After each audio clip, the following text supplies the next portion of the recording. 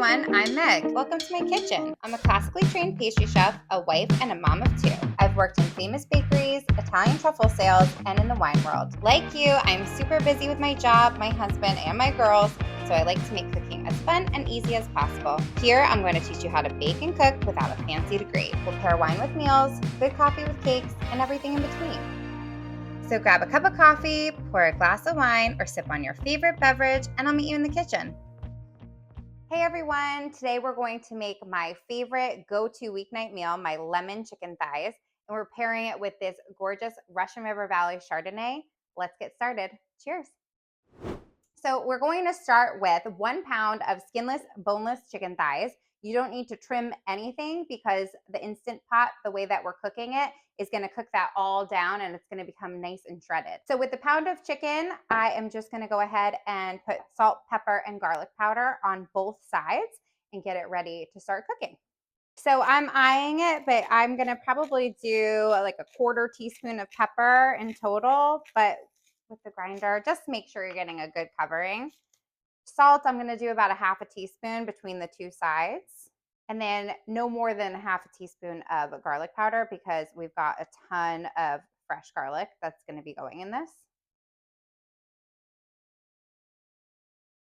So you get the one side and then go ahead and flip them over and do the second side as well. Side 2, same process and same amounts. So nice generous helping of pepper.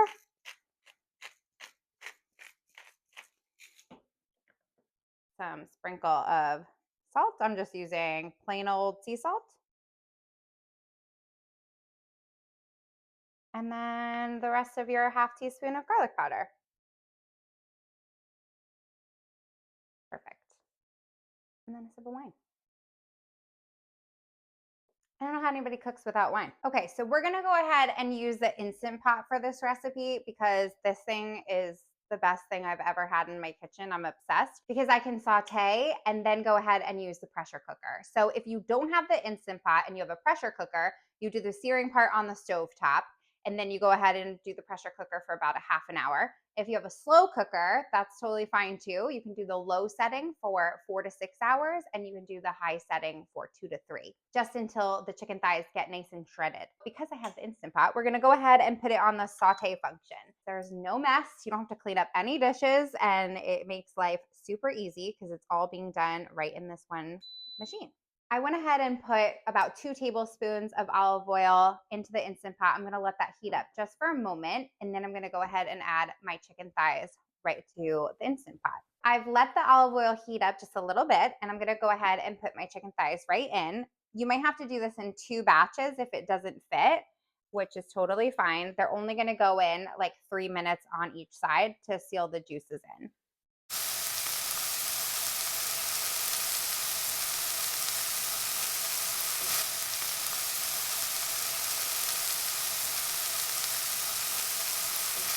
So now we've gone ahead and seared the chicken thighs. I did about 3 minutes on both sides. So searing the chicken thighs just keeps all the juices inside. So when you're cooking them for long periods of time or like on high pressure, it keeps them nice and juicy instead of getting dry. Also, they are not cooked. They're just seared on the outside. They look kind of funky, but that's okay. They're going to taste delicious, so don't worry about it. At the end, they're going to look really good. Now we'll put these aside. I did get all the juices on there too, and make sure you keep those on the plate. We want to keep all the juices that we're going to put back in the Instant Pot in just a moment. So in the Instant Pot, I have a little bit of chicken that got stuck, but that's totally fine because we're going to deglaze it. But first, we're going to go ahead and add some onions and garlic and get those cooking.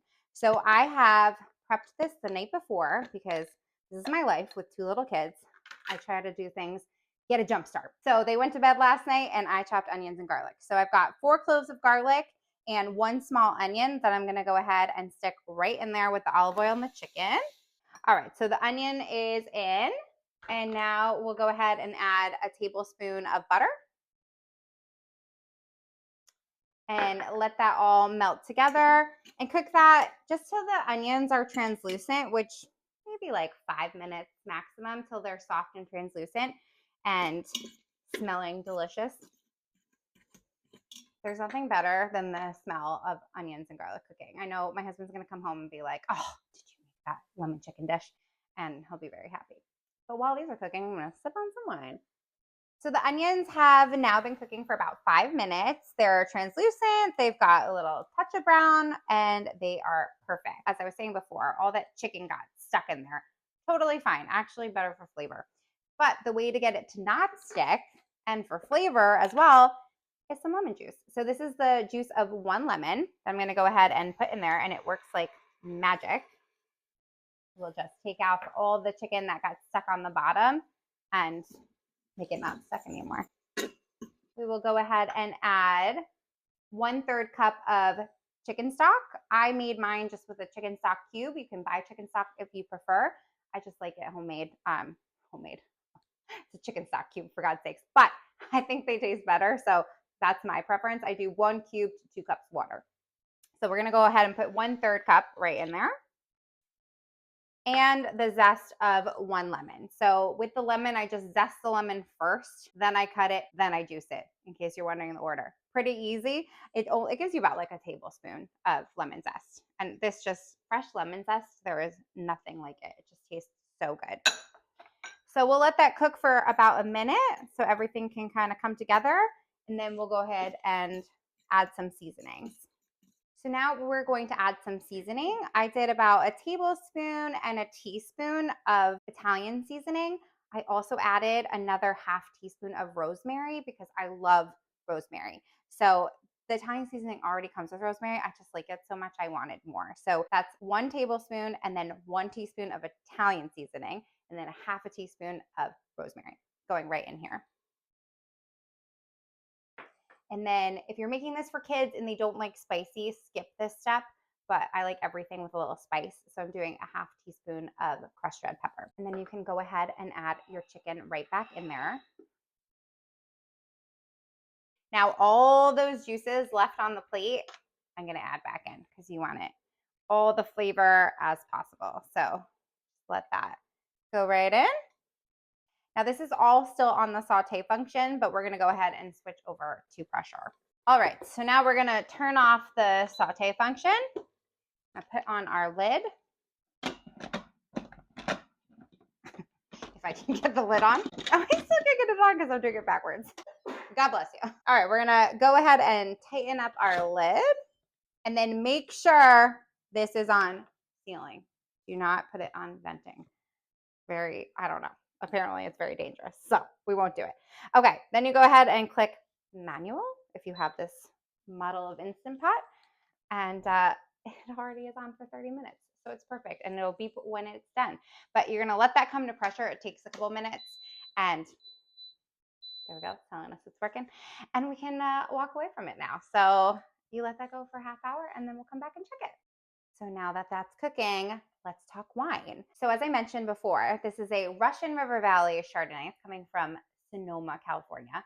But Russian River Valley is a really special place for Chardonnay because it gets this like cool breeze and fog that comes in around the river valley that slows down growing times, which essentially just means it's maintaining acidity and you get to have nice long hang times on the vines.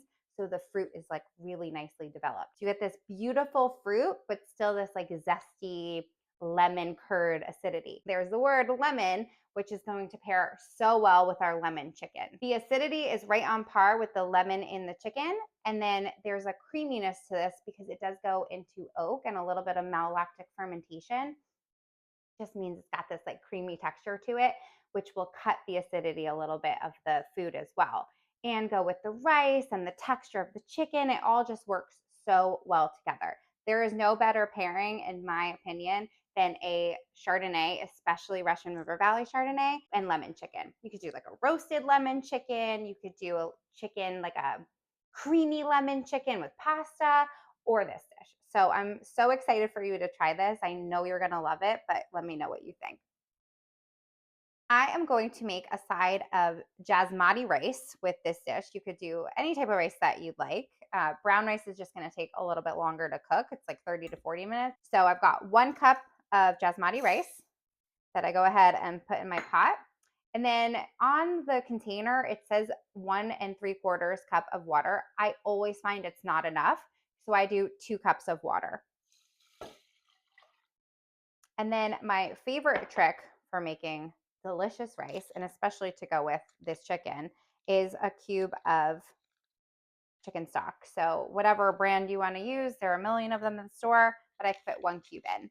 And then I'll just do a pinch of salt,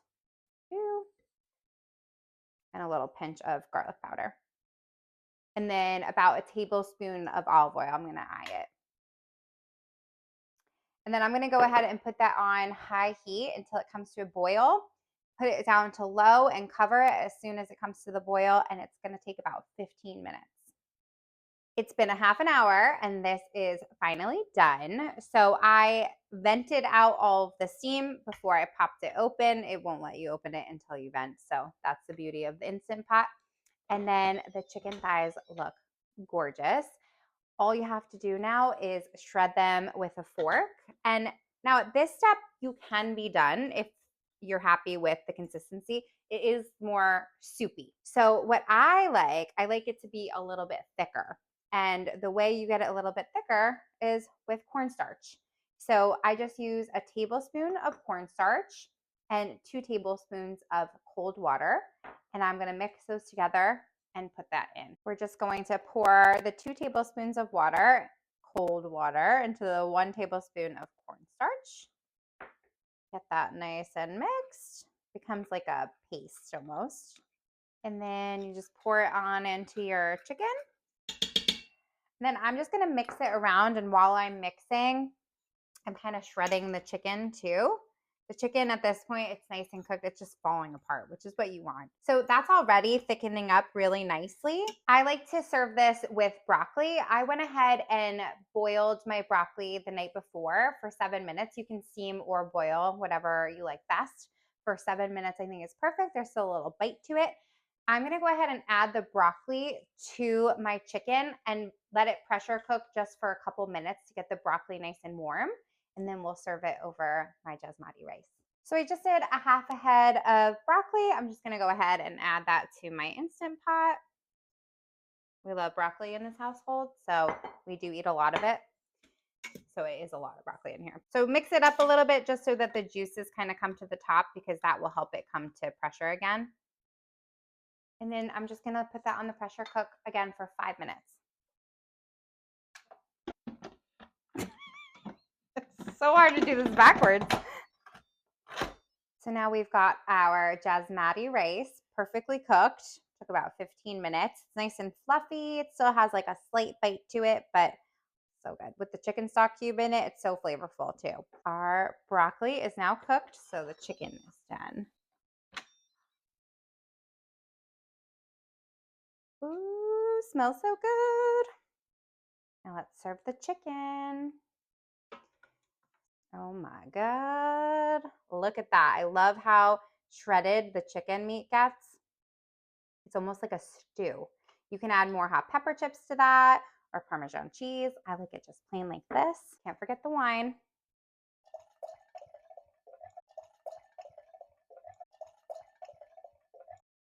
All right, let's go ahead and take a bite. Delicious. A little bit of chicken, a nice hunk of broccoli. Oh, it's very hot. I'm gonna burn myself.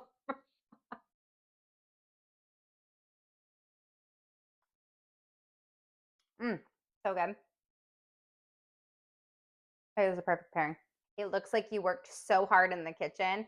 And honestly, this is the easiest meal. It's so delicious, so healthy. Your whole family is gonna love it. Let me know what you think. Leave me a comment or let me know if you have any questions. I hope that you love it, and I'll see you next time. Cheers.